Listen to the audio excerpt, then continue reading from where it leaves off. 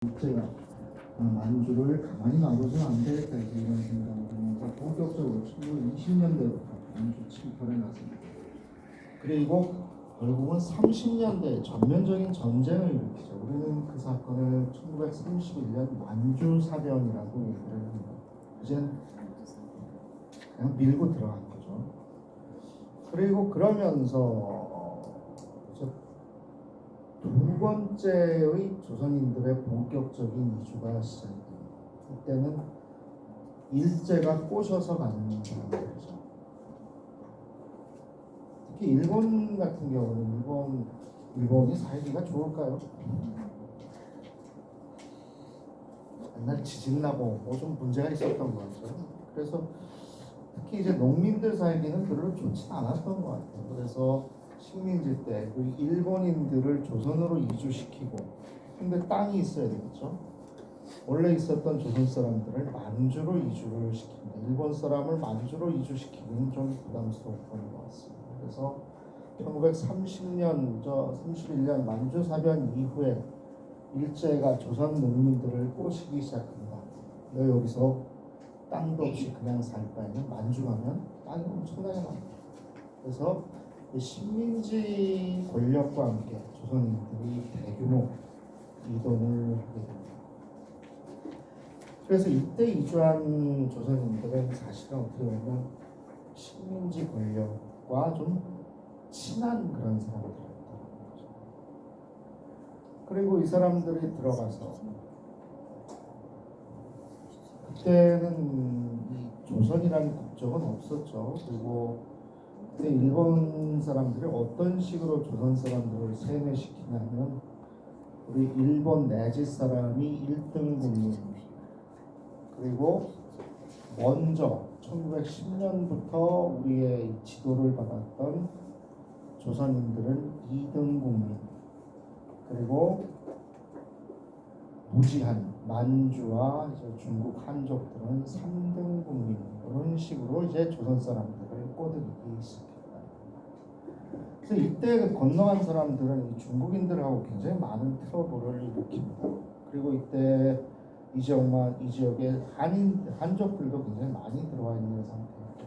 그래서 이제 30년대 이후에 본격적으로 만주에서 이제 조선인들과 한족들 사이에 이제 밥그릇을 놓고서 굉장히 많은 다툼이 벌어지고요.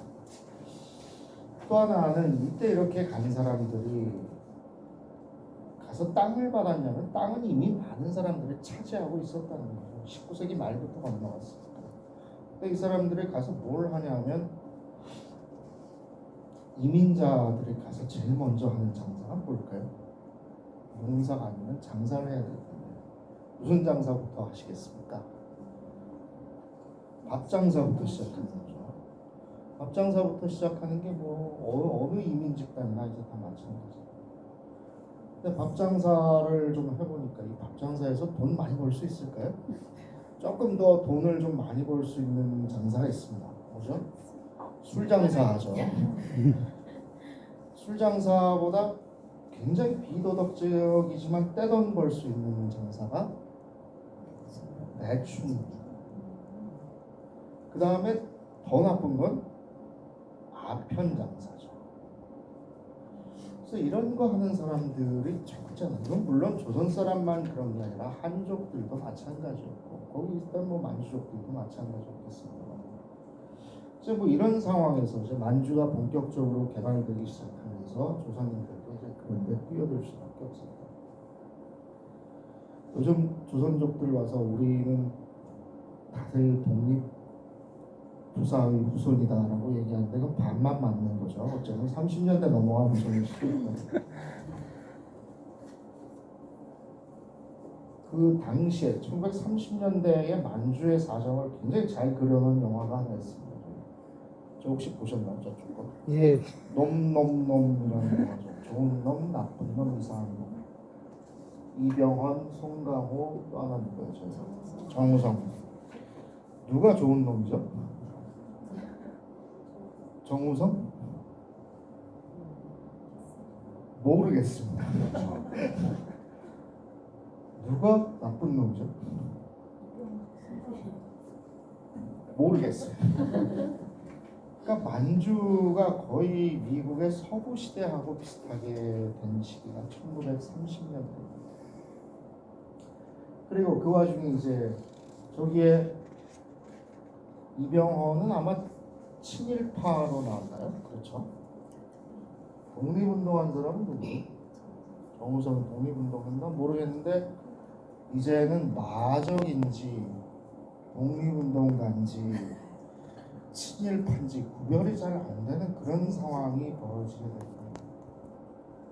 그러면서 조선 사람들이 유일하게 그래도 좀 조용히 살고 싶은 누군가의 보호를 받고자 하는 사람들은 어디로 가냐면 만주 사전 이후에 거의 일제가 만주를 차지하게 됐죠. 그러니까 일본인들이 세우는 그런 집단 불화로 들어가게 됩니다.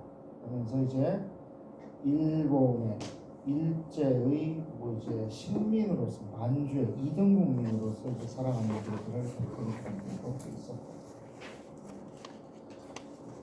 이런 얘기하면 큰일 납니다. 좀 조선적 고리라서 얘기하면 안 되는데 또 역사라는 게 그렇죠.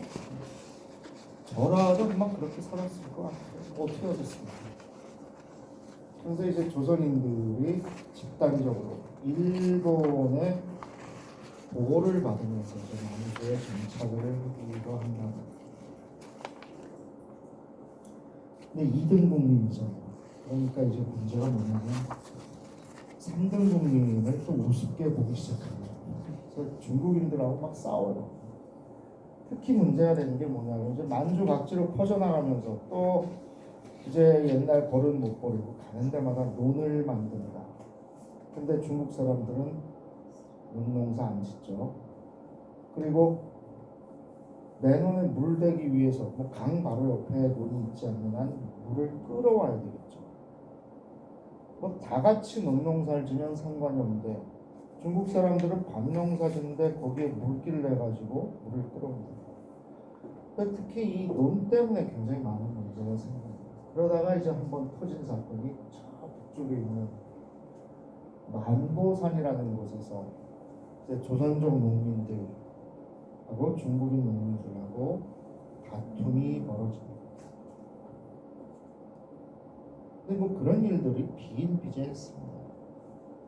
뭐 좋은 일은 아니었겠고 문제는 뭐냐면 일본의 입장에서는 어떨까요? 일본의 입장에서는 여기에 조선 사람들 보내서 그래도 일단 조선 사람은 지금 자기들의 식민지 백성이잖아요. 그거에 비해서 중국 사람들은 아직 아니다. 그래서 조선 사람들을 통해서 이제 이 중국 사람들을 제압하고 싶었던 거죠. 그래서 저런 갈등을 일제가 부추겼습니다. 근데 만보산에서 이제 저런 사건이 터진 거죠. 그걸 조선 총독부에서 서울에 있는 기자를 데려가서 거기를 보여줍니다. 만보산이 여기쯤인데 굉장히 멀죠. 저희까지 그 막 전쟁의 와중에 복잡한데 거기까지 기자를 데려가서 보여주고 가서 기사 쓰라고 시키죠. 그래서 이 양반이 저기 가서 우리 동포가 불쌍한 우리 동포들이 중국에 가서 중국 놈들한테 핍박받는다 이런 식으로 기사를 올렸습니다. 우리 또 그런 거 못 참죠. 그래서 한국에서 대규모 반화교 폭동이 일어났습니다. 니들이 우리 동포를 핍박하면 우리 땅에 들어와 있는 니들도 잘 먹고 잘 사는 걸 두고 보자. 그래서 굉장히 큰 평양, 인천에서 특히 크게 났습니다. 특히 가슴 아픈 게 중국 사람 제일 많이 와 있던 동네가 인천이죠. 어디였을까요? 여기죠, 여기. 여기서 100명이 넘는 중국인들이 죽었습니다. 뭐 이러면서 이제 한중일 사이의 이제 역사의 갈등이 거기 점점 깊어집니다. 일제가 사실 노렸던 게 그런 거예요.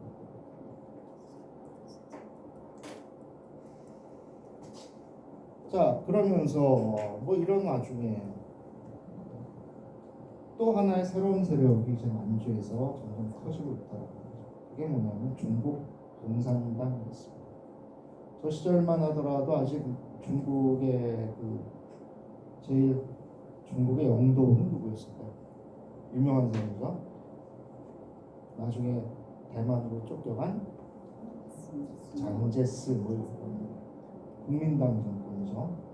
또 30년대 중국에서 이제 그 장제스를 중심으로 한 국민당과 모택동을 중심으로 한 이제 공산당이 이제 싸우기 시작하면서, 근데 국민당은 주로 이제 만리장성 이남 쪽이었다면 공산당은 이제 사방으로 이제 도망다니는 이런 입장이었습니다. 근데 특히 어디서 그 공산당 세력이 강했냐면 만주 지역에 있습니다. 여기는 아무래도 국민당의 그 영향이 좀 덜 미치는 곳일 거예요.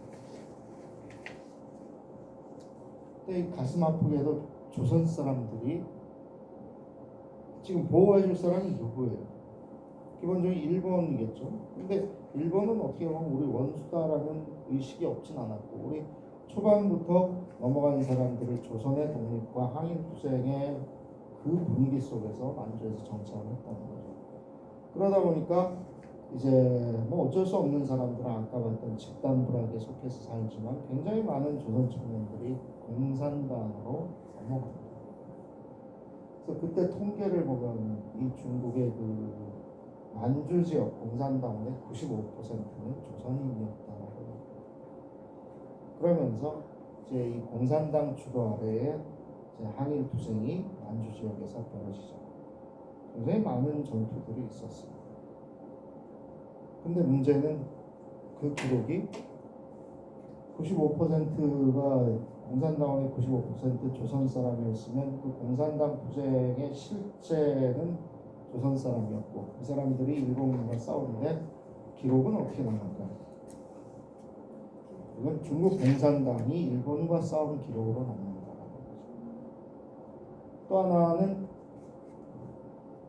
해방 이후에 한국에서 이 공산당에 가입한 사람들의 역사는 지워질 수밖에 없었습니다.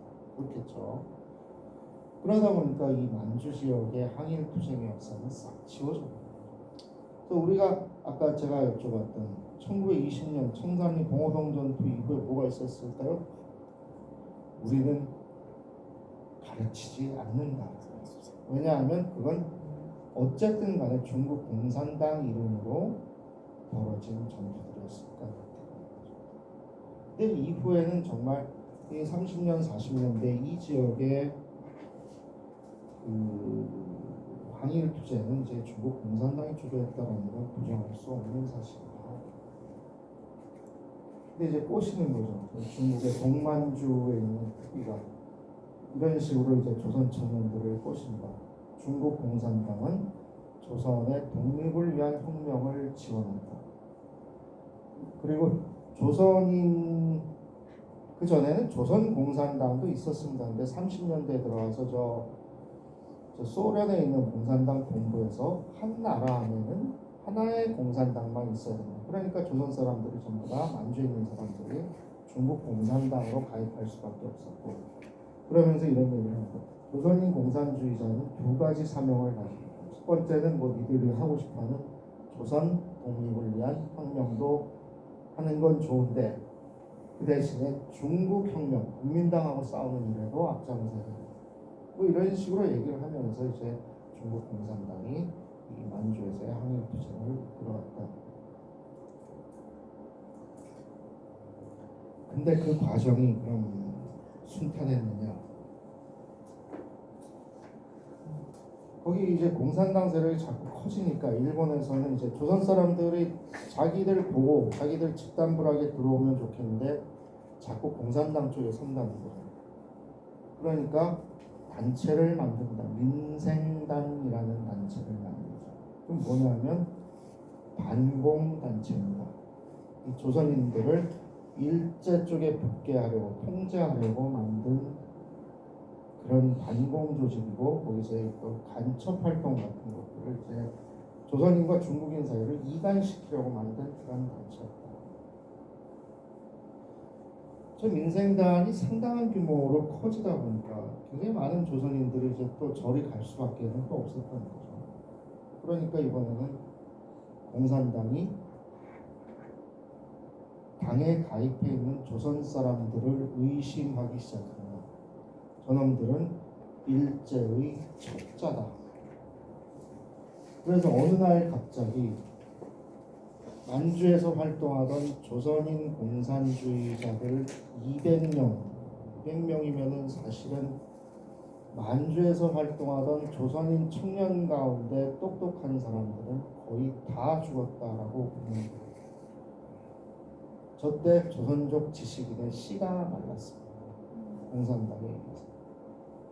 그러면서 이제 이 만주 공산당을 이제 한족들이 와서 주도하고 있습니다.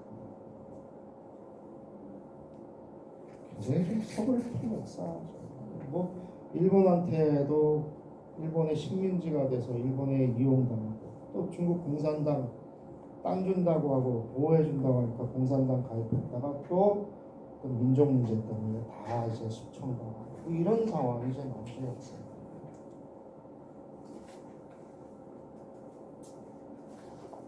그 민생당을 주도했던 사람들인데 최설경이라는 사람은 이제 누구냐면 이제 최남선이라고 들어보셨죠? 최남선의 동생이고 남편입니다. 뭐가 되죠? 최남선의 동생의 남편이면 내제. 대단히 똑똑한 사람이었다라고 얘기했는데 이제 결국 만주 가서 민생당 하다가 나중에 뭐 하다가 이제 한국전쟁 때 공산당한테 잡혀서 죽었다라고 얘기를 하는 습니다. 뭐 이런 소설들 그때를 배경으로 하는 뭐 김산 이런 굉장히 유명한 이 미국의 기자와 인터뷰했던 사람 이 조선족 지식인인데 이 사람도 이제 민생단 사건 때 죽었던 뭐 그런 사람. 근데 어쨌든 그쪽에서 그 계열에서 이제 여러 개의 무장 단체들 제일 유명한 게 동북 항일연군이었습니다. 뭐 이런 단체들이 계속 그 만주에서의 항일 투쟁을 이끌어갔고 이게 공산당 단체들이죠. 그러니까 이제 여기서부터는 사실은 우리 역사에서는 언급하지 않았던 부분이기도 하다. 그러다가 이제 해방을 맞았습니다. 근데 해방이 되고 나서 45년이 됐죠. 이제 일제가 물러났는데 만주는 어떤 상태였냐면 이제 일제가 물러나니까 중국이죠. 중국이 되는데 이제 거기서부터 본격적으로 국민당과 공산당의 싸움이 시작됩니다. 우리는 그걸 국공 내전이라고 얘기를 합니다. 그때 조선족들은 대부분 다 공산당 편에 섰습니다. 만주가 외진되니까 그럴 수밖에 없어요. 또 하나는 지금도 사실은 그 연변에 가면 모택동 좋아하는 사람 굉장히 많습니다. 왜 그러냐고 물어보면 처음으로 땅을 받은 게 모택동 시절이었다고. 근데 내전이 벌어지면서 이 조선족 젊은이들이 공산당 편에 선 것뿐만이 아니라 아주 혁혁한 공로를 세웁니다. 중국 사람들과 좀 약간 좀 굼뜨고 이렇게 좀 속이 좋게 얘기하면 속이 깊고 나쁘게 얘기하면 속이 검죠. 이건 좀 생각이 많습니다. 거기에 비하면 뭐 제 얘기가 아니라 이제 거기 계신 분들 조선 사람들은 굉장히 속이 맑고 나쁘게 얘기하면 얕다라고 얘기해요. 중국 사람들은 진짜 뭔 소리 하는지 알 수가 없고 그 속을 알 수가 없고. 그래서 이때 이제 공산당하고 국민당하고 싸울 때 총 맞아 죽은 걸 보면 한족인지 조선족인지 구분이 된다라고 농담을 그렇게 합니다. 한족은 싸우다가 전세가 불리해지면 뒤돌아서 도망가다 이렇게 뒤통수에 총을 맞는데 조선 사람들은 물불 안 가리고 달려들다가 이마에 총을 맞는다고 뭐 이런 농담을 할 정도로. 어쨌든 그 과정에서 굉장히 조선 사람들이 열심히 공산당 국공내전에서 큰 역할을 했고요. 특히 만주 지역에는 국민당이 거의 세력, 이거는 사진 찍으시면 제가 잡혀갈 수도 있어요. 농담이죠. 지금 뭐 세상이 그러네요. 국민당이 만주 지역까지는 거의 들어오지 못한 게 조선족 때문이다라고 얘기를 하죠. 그리고 또 하나는 45년 이후에 북한 정권 성립하죠. 그래서 굉장히 그 공산당이 거의 망했다가 거의 끝날 뻔한 적이 있었습니다. 전투에서 계속 지다 만주까지 쫓겨갔다가 이제 거의 죽을 뻔했는데 김일성이 그 중국 공산당을 북쪽으로 넘어오게 해서 살려줬다라는 얘기가 있어요. 그러니까 중국 공산당의 입장에서 보면 이 북한의 은혜를 잊을 수는 없는 거예요. 그러면서 굉장히 많은 사람들이 이제 45년 이전에는 이제 항일 운동을 했다면 이때는 국공내전에서 국민당과 싸우면서 동원을 합니다. 그래서 49년에 결국은 공산당이 이겨서 중화인민공화국이 49년에 성립하게 됩니다. 그리고 바로 한국전쟁이 터지죠. 근데 한국전쟁 때 이제 개전 3일 만에 이제 서울까지 뺏기게 됩니다. 근데 그때 성공에 섰던 사람들이 조선족 부대들이었습니다. 이때 뭐 그 동네 가서 얘기 들어보면, 그러니까 조선족 그때는 한 1920년쯤 태어난 조선족 청년이면 10살쯤부터 이제 항일운동을 하는 거죠. 그러다 이제 공산당에 들어가서 이제 국공내전하고 49년에 끝나서 이제 연변에 집에 와서 며칠 결혼도 하고 쉬고 있었더니 갑자기 어느 날 군복 입고 동사무소 앞에 모이라고 뭐 명령이 떨어지더라. 그래서 전쟁 다 끝났는데 뭐냐고 이 군복 입고 갔더니 어느 날 갑자기 기차를 태우더니 조금 가서는 이제 군복을 바꿔 입으라고 했다고. 중국 군복이 아니라 이제 조선 인민군 군복으로 갈아입고 어디로 가는지 얘기도 안 해주고 며칠 있다가 기차에서 내려서 눈 떠보니까 금강산 아래더라. 뭐 이런 얘기들을 아직도 합니다. 그래서 이 개전 초반에 이 북한이 남쪽으로 그렇게 밀고 왔었던 가장 중요한 이유는 뭐 탱크도 있고 그렇지만 조선족 부대 때문입니다. 이 사람들 전쟁 몇 년 한 사람들이죠. 50년의 전쟁이 일어나기 전에 5년 동안 국공내전으로 단련된 사람들이죠. 그렇게 박격포를 귀신같이 쏜다고 합니다. 그 전에 긴 사람들은 항일투쟁부터 있었던 10년, 20년 싸움만 하던 사람들을 도대체 무슨 수로 당할 수 있겠고 결국은 이제 이 사람들에 의해서 이제 한반도 남쪽까지 밀려갈 수밖에 없는 상황입니다. 근데 문제는 이 사람들이 와서 또 그냥 대강 남의 나라 전쟁이라고 대강 우리는 중국 사람이니까 남의 나라 전쟁 이게 아니라 굉장히 열심히 싸웠다고.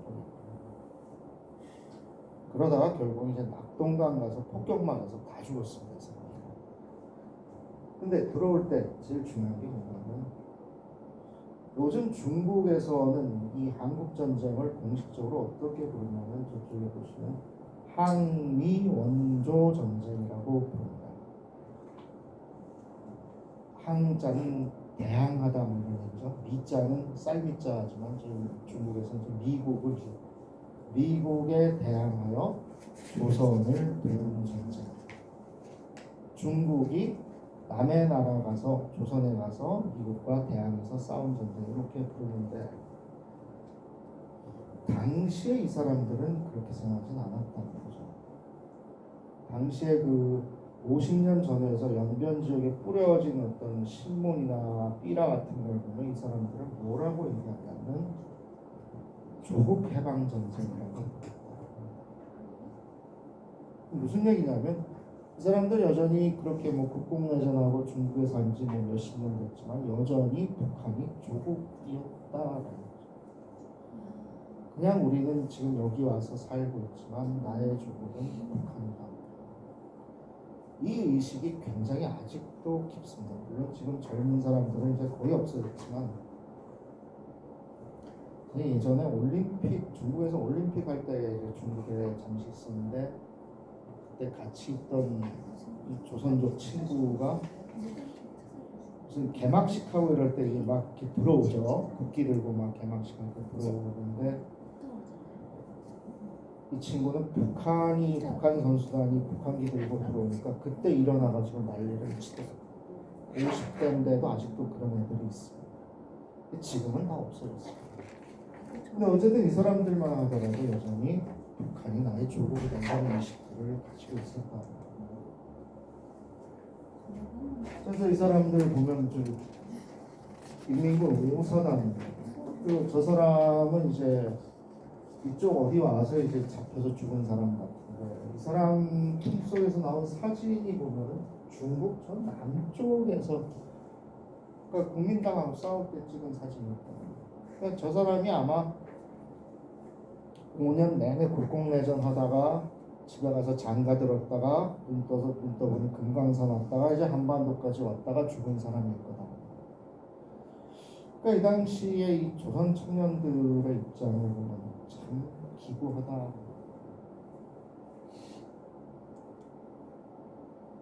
그래서 지금 거기에 가면 저런 얘기를 한대요.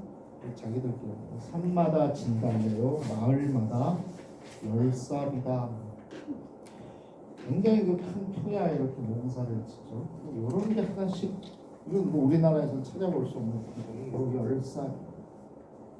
동네마다 자기 출신, 그 동네 출신, 이제 전쟁 가서 죽은 사람의 비석을 하나씩 세워놓고 있고. 근데 용정을 지나가다 어느 동네에서 열사비를 한번 뒤져봤습니다. 어떤 사람들이 있나. 안세환이라는 분, 1930년에 입대했다. 1930년에 입대했으면 누구랑 싸웠을까요? 일본하고 싸우려고 입대한 거겠죠. 나는 일본하고 싸우려고. 그러다가 33년에 이제 죽었습니다. 일본하고 싸우다 죽은 거겠죠. 그 아래 이길구라는 양반은 48년에 입대를 했습니다. 누구랑 싸우려고 입대했을까요? 장개석 국민당하고 싸우려고 입대한 거죠. 그러다가 그냥 중국에서 내전하다 죽은 사람. 저놈이 이제 깔끔한 거예요. 여기 좀 복잡해서 47년에 입대했습니다. 국민당하고 내전에 그러다 50년 7월에 조선에서 전쟁. 아까 말했던 기차 타고 금강산 왔다가 내려오는 그런 분. 한동석이라는 사람 48년 역시 내전 때 52년에 거제도까지 끌려갔다가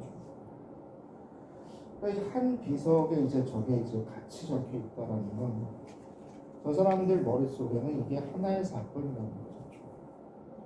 항일투쟁, 국공내전, 한국전쟁까지 이어지는 이게 이제 조선족 역사의 이제 중심적인 흐름을 형성을 하고 있다는 걸 제가 볼 수가 있겠습니다. 그렇게 열심히 싸우니까 중국 공산당도 이제 감동을 한 거죠. 그래서 전쟁 중이죠. 1952년에 변변 지역을 독립을 시켜줍니다. 자치구는 큰 거고 자치주는 이제 좀 중간 사이즈인데 굉장히 빠른 시간에 이제 이 지역을 독립시켜주고 여기는 이제 조선족들이 아니라 굉장히 우대 정책을 많이 펴줬습니다. 그게 아까 봤지만 국민당한테 죽을 뻔했을 때 살아날 수 있었던 게 만주의 조선족들 덕분.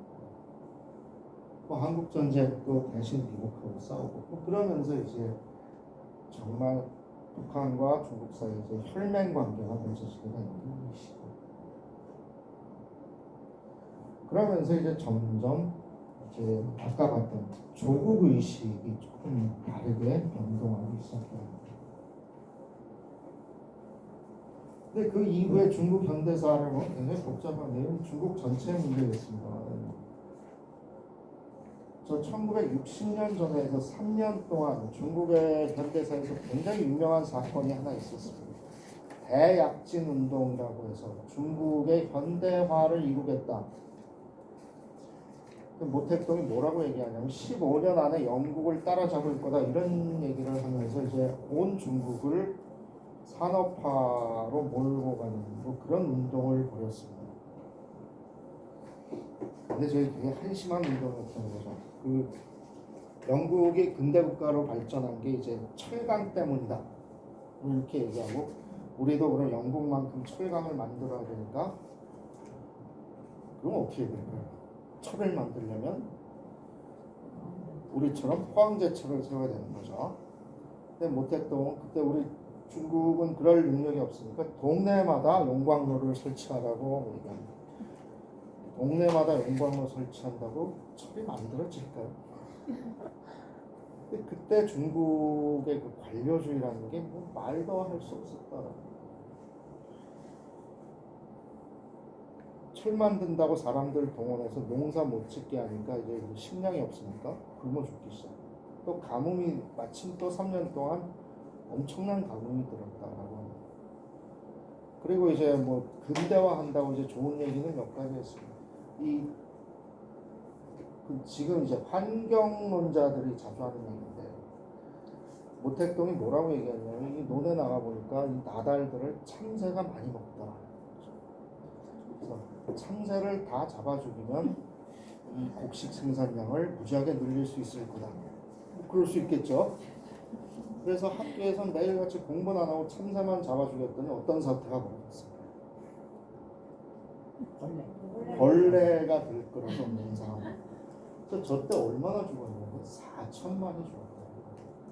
4천만이면 대한민국 인구만큼이 그 모택동의 무모한 명령과 그 중국 공산당의 관료주의 때문에 굶어 죽는 사람이 거의 4천만. 그 다음에 뭐 조금 더 있다 문화대혁명이라고 많이 들어보셨죠. 홍위병, 모택동 만세부로. 그러면서 이제 공산당의 그 근본주의로 돌아가자라고 얘기하면서 뭘 하냐면 공산당의 모토가 그거죠. 세상에는 계급만 있지 민족 같은 건 없다라고 얘기해요. 민족은 사기다. 그런 입장에서 봤을 때 조선 사람들이 자꾸 자기 민족의 고유한 전통을 보존하려고 하고 이런 게 좋게 보일 리가 없겠죠. 민족은 부르주아들이 만들어낸 사기다. 근데 조선족들이 자꾸 그런다? 그건 정신 못 차려서. 그러면서 이 문화대혁명 지나면서 이제 조선족의 전통 같은 것들을 완전히 전부 다 이제 인민복만 입어야 되는 거지. 그래서 한복 같은 거 입으면 숙청 맞고 뭐 이런 시절이 있었다. 그때 또 굉장히 많은 조선족들이 이제 북한으로 넘어가요. 그리고 이때만 하더라도 60년대, 70년대만 하더라도 중국은 막 4천만씩 굶어 죽고 있는데 이때 북한은 어땠을까요? 60년대, 70년대 북한은 상당히 잘 살았습니다.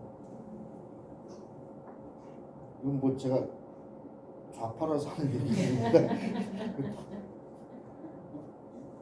대한민국이 북한보다 이 소득이 높아진 게 언제쯤이었어요?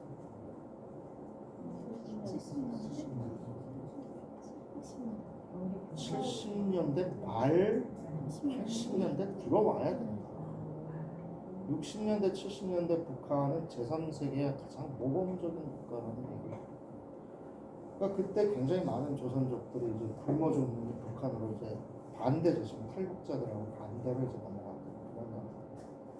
그래서 지금 이제 탈북자들 넘어갈 때 그 조선족들이 막 신고하고 험하게 못하는 이유가 왜 그러냐면 이때 워낙 많은 은혜를 입었다라고. 이때 지금하고 바뀌었겠죠. 북한에서 뭐 다 퍼주고 먹을 거 퍼주고 뭐 이랬어. 뭐 그렇게 하다가 뭐 살았는데 그 사이는 뭐 사실은 잘 모르겠습니다. 뭐하고 살았는지. 근데 이제 우리하고 문제는 이제 92년이죠. 92년에 갑자기 한국과 중국이 수교를 하게 됐습니다. 그러면서 이 사람들의 존재가 여기까지 잊혀졌던 거죠. 몇십 년 동안 잊혀졌다가 이제 92년 후에 갑자기 조선족이라는 존재가 이제 우리 앞에 짠 하고 나타나요. 근데 90년 되면 한국이 그래도 굉장히 발전했어요. 중국은 여전히 중국은 먹고 살기 시작한 게 언제였어요? 중국은 10년 20년 전만 해도 중국 가면 뭐 먹고 싶은 거 다 먹고 뭐 사고 싶은 거 다 사고 이럴 수 있는 세상이에요. 세상 참 무섭죠. 한 정말 30년 전만 하더라도 우리가 일본에 가서 뭐 살 수 있었을까요? 30년 전에 일본 가면 뭐 거의 환율이 아니라 물가가 한 10배 정도 차이가 나서 제 기억으로는 무슨 자판기에서 캔 하나 사 먹기도 힘들었던 이런 얘기. 그날 가서 우리 코끼리 밥 행사하고 뭐 이런 시절이 있었죠. 중국 가면 거칠 게 없었습니다. 우리가 한국 돈 가져가는 거고. 지금은 어떤가요? 요즘 젊은 사람들 일본 물가 싸다고 일본으로 여행 가고 반대로 중국 가면 지금 비싸서 뭐 마음대로 못 사 먹어요. 이런 세상이 올 거라고는 상상도 하지 못한다는 세상이 어떻게 돼야 하는 건지 그게 중요한 게 아니죠. 어쨌든 92년에 이제 조선족들 이제 한국에 올 수 있게 그러니까 한국이 잘 사니까 굉장히 많은 사람들이 옛날 친척 찾아서 이제 그걸 법적으로 허용을 해줬습니다. 굉장히 많은 사람들이 와서 불법 체류하다가 굉장히 많이 이제 봐준 거죠. 그래서 이제 지금 합법적으로 체류를 하게 됩니다. 그러면서 이제 조선족 사회가 심각한 문제에 직면하게 되는 게 뭐냐면 부모가 없어요. 지금도 문제지만 전부 다 한국 가서 공부를 나와 있대요. 그러니까 조선 가정이죠.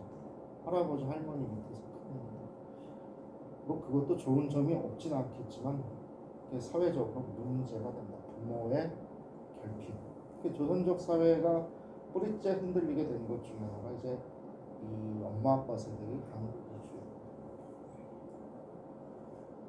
그리고 또 하나의 문제는 이 양반들이 이제 그 잘 사는 조국이었겠죠. 처음에는 조국인 한국으로 왔습니다. 왔더니 대접이 어땠을까요? 거의 3등 국민이죠. 사람 취급 안 하고 아까 처음에 봤듯이 맨날 깡패 취급, 보이스피싱, 맨날 축구하면 어디 응원하냐 이런 거나 물어보고 그러면서 제일 큰 변화가 뭐냐면 아까 우리 한국전쟁 때 봤던 이 조선족들이 한반도에 대해서 가지고 있었던 조국의식이 싹 사라지게 된 계기가 1992년 한중수교입니다. 그 전까지만 하더라도 한 반쯤 뭔가 좀 복잡하게 머리를 이 정체성에 대해서 고민하는데 이제는 없어졌습니다.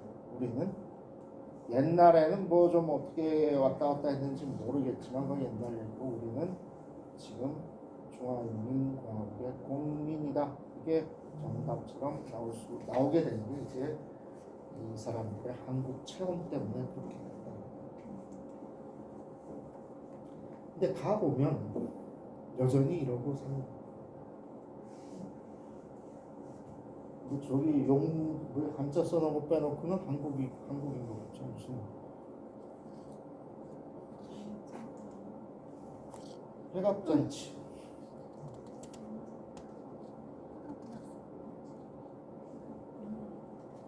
거의 똑같아요. 한복 입고 앉아가지고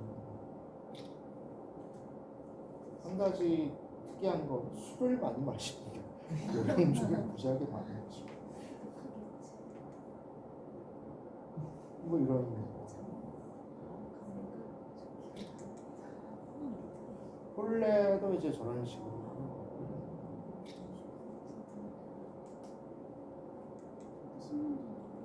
이거는 실제로 하는 거죠. 씨름하고 그럼 뭐 강둑에서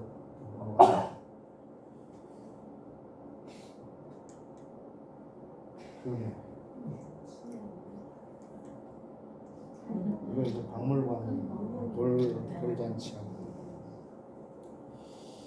이걸 이제 어떻게 설명하느냐의 문제죠. 설명 안 하면 그만인데 어쨌든 어떤 우리가 알고 있는 한민족의 원형적인 모습들을 그대로 간직하고 있으면서 중국 국민이 되어버린 이 사람들을 이제 우리는 어떤 식으로 이해할 거냐. 제일 간단한 방법은 이해를 안 하면 그냥 그러려니 하면 그냥 그렇구나라고 하는데 근데 또 그게 쉽지 않다는 거죠. 그래서 뭐 여러 가지 얘기를 합니다. 언제부터 니들의 중화인민공화국의 국민이냐? 어떤 사람들 공산당에 충실한 사람, 우리는 2주 초기부터 모택동한테 충성을 해서 얘기하는 사람도 있고 49년부터나 근데 대부분은 92년부터라고 이렇게 차별 때문에 그러면서 이게 점점 심해지고 있다. 아까 말씀드렸던 황해 저기 나오는 조선족은 저게 과연 인간인가 짐승인가 뭐 이런 아무런 도덕적인 감정도 없이 그냥 사람을 돈만 받으면 죽이는 더 심했던 게 이거죠. 신세계에 나오는 연변 거지라고 나오는 킬러들 이걸 왜 이런 식으로 그려야 하는가 이런 문제. 굉장히 차별입니다. 차별. 혐오가 하는 거죠.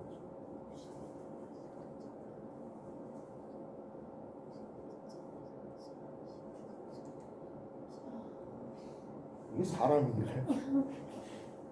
짐승이에요. 근데 한국에 와서 이 영화를 봤을 때 조선족들은 과연 어떤 생각을 했을까? 당연히 조국, 내 조국은 중국이다.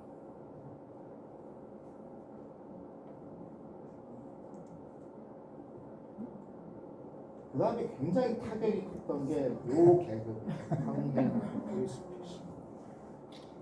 저거 할 때 연변에서는 반한 감정이 굉장히 거세게 일어났습니다. 그럴만 하죠. 근데 이건 좀 뭐 옛날 얘기로 돌아가네요.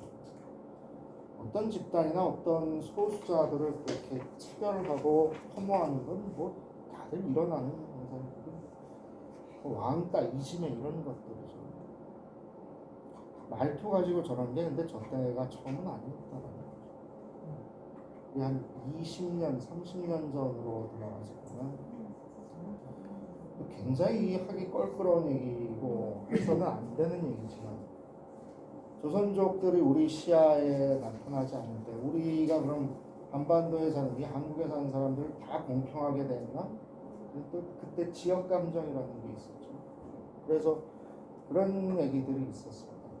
드라마에 목욕탕 때밀이로 나오는 사람들은 다 전라도 사투리를 쓴다 이런 얘기입니다. 경상도 사투리 쓰는 사람들은 사장으로 나옵니다. 뭐 이런 식의 이지매의 연장합니다.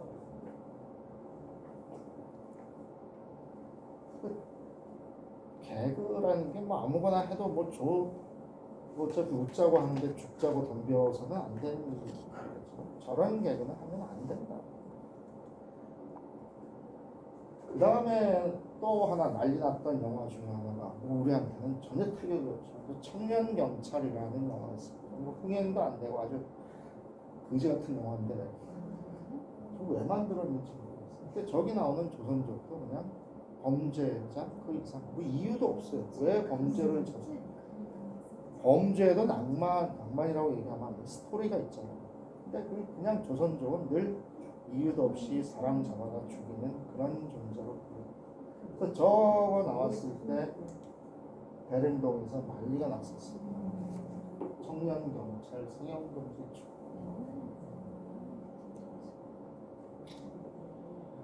그 다음에 요즘 나온 게 이제 범죄도시죠. 범죄도시 2편. 여기도 이제 처음에 조선족, 여기 뭐 많이 보셨죠? 요즘도 TV에서 매일 하는데 이 영화 나오니까 조선족들이 박수를 쳤습니다. 누구 나왔지? 이때 조선족? 장첸 나왔죠. 장첸 정말 멋있다고 얘기하는 건 아니지만 굉장히 카리스마 있게 나왔죠. 그래서 막 하는 얘기로 어차피 저렇게 서른 받을 바에는 장첸처럼 이 조선족들이 이 영화 나오니까 그렇게 속이 시원했다. 슬픈 얘기죠. 자, 그다음에 이제 뭐 거의 다 끝났습니다. 2022년 북경에서 동계올림픽을 했습니다. 그때 중국에서 국기 가지고 걔는 꼭 소수민족들이 이제 다 들고 나오죠. 우리는 하나다 이런 쇼를 하기 위해서. 거기에 한복 입은 사람이 여자가 있어요. 난리가 난 거죠. 우리 인터넷에. 어떻게 한복을 입고 중국 국기를 들게 할 수 있나. 뭐 좀 불편하긴 하죠. 이런 거 여기 서가지고 이제 중국 국기 올라갈 때 이제 이렇게 인사하고 뭐 불편한 건 사실입니다. 근데 저게 한국에서 난리가 나니까 조선족 사회에서도 또 난리가 나. 그럼 우리 뭐 입으라는 거냐? 옷 벗고 나가라는 거냐? 뭐 입어야 될까요? 우리가 안 입던 거 입은 것도 아니라는 거죠. 아까 봤습니다만은 매일 한복 입고 뭐 환갑잔치하고 결혼식하고 그거 입은 거. 그때 한 유명한 말이 우리가 두만강을 건너올 때 한복을 입고 건너는데 지금 와서 그걸 벗으면 뭘 입어요? 그럼 조선족이 만약에 치파오를 입었으면 우리는 속이 시원했습니다. 그건 또 아니라는 거예요.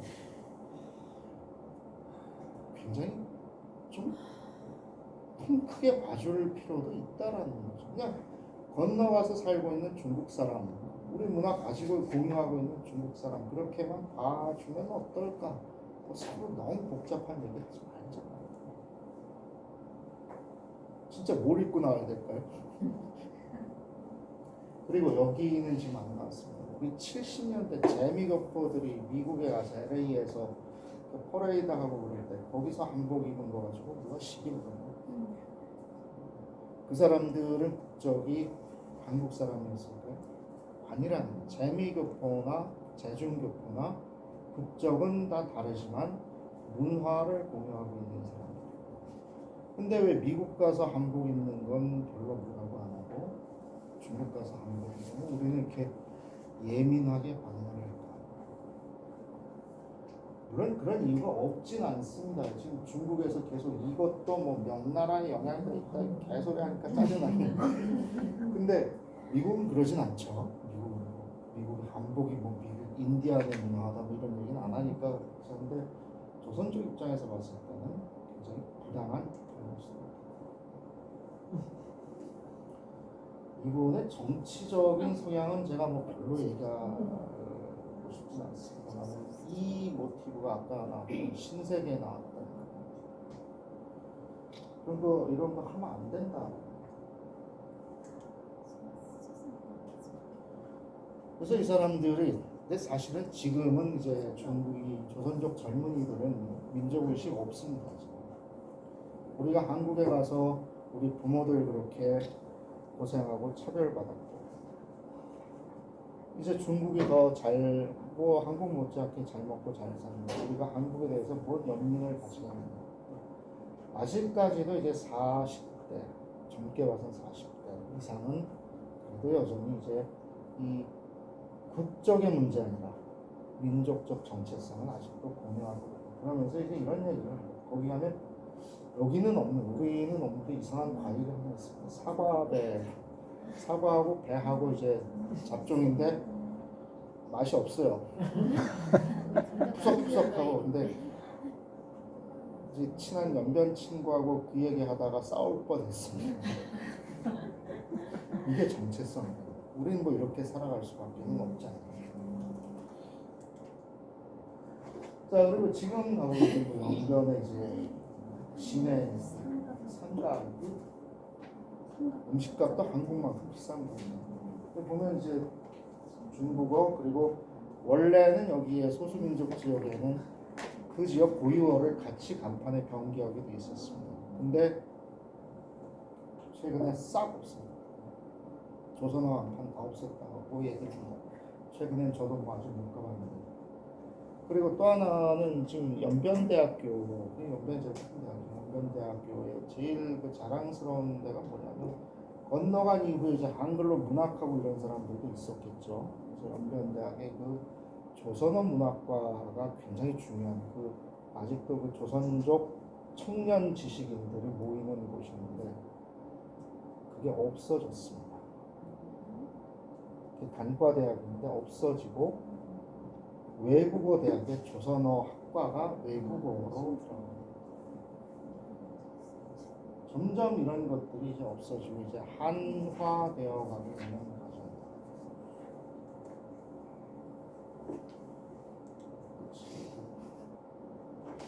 그래서 결론은 여기서 조선족들 그렇게 자꾸 니네 나라로 가라 보이스피싱 이런 얘기만 하는데 그 사람들 입장에서 본다 그 양쪽에 껴가지고 되게 억울하다.